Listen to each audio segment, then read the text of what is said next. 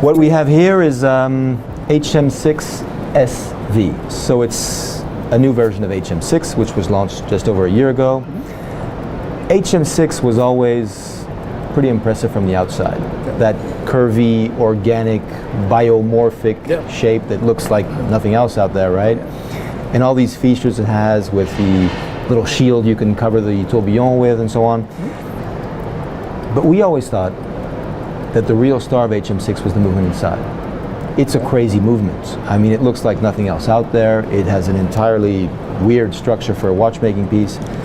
It has a number of interesting technical solutions to, you know, how you make these spheres revolve, how the turbines spin with the rotor and so on. So we always wanted to make an HM6 where you could actually see the movement. And that's why we've gone Sapphire Crystal.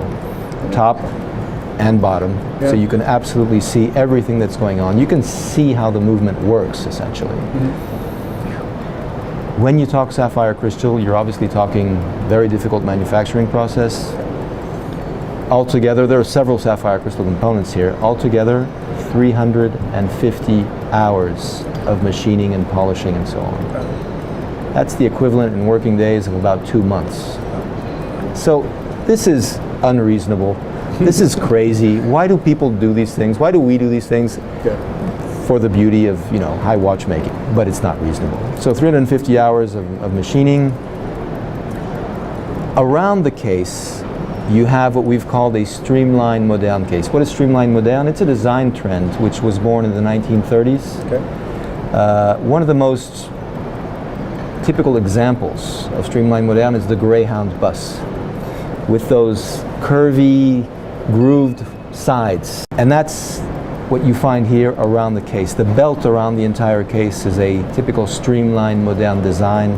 That's something which inspired us for this case as well. So there you go, the HM6 SV. It's quite limited. This one is the red gold version, 10 pieces. There's a platinum edition, also 10 pieces, so 20 in total. The price is obviously high too, given the difficulty of machining the sapphire crystal. We have a little Sherman here with us today. Sherman is our fourth collaboration with a wonderful company called L'Épée, 1839. They've been making table clocks since 1839, so a long tradition of table clocks, beautiful craftsmanship.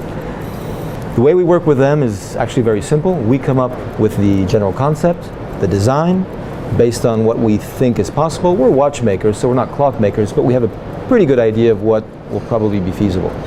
But once the design and the concept is done, we hand over to L'Épée, and they do all the engineering and the manufacturing. So from that point onwards, it's really L'Épée's job, L'Épée's baby. We started working with them a couple years ago because we wanted to kind of revisit the whole table clock concept. Let's face it, a lot of people are interested in wristwatches today. You know, that's what SIHH is about, right? But table clocks is a bit more of a challenge. And that's probably because a lot of table clocks are a little old-fashioned and so on. So we wanted to do our take on table clocks, and that's why we created a few years ago the Starfleet machine and a few others after that. Melchior last year, the big robot. Sherman is Melchior, the big robot's little brother. He has two functions, just two, which he performs extremely well. One is telling the time, of course, so his chest will give you hours and minutes. He does that in a very precise way. He does that with an 8-day power reserve, so he'll get you through the week no problem. But his real function, his real superpower, is that hopefully, and I see it's working, he will make you smile. That's the most important thing about Sherman. Sherman, with a bit of luck, will remind you about, you know, the dreams you had as a kid, maybe a toy you had, a movie you saw, something you saw on TV. That's what we try to do at MB&F.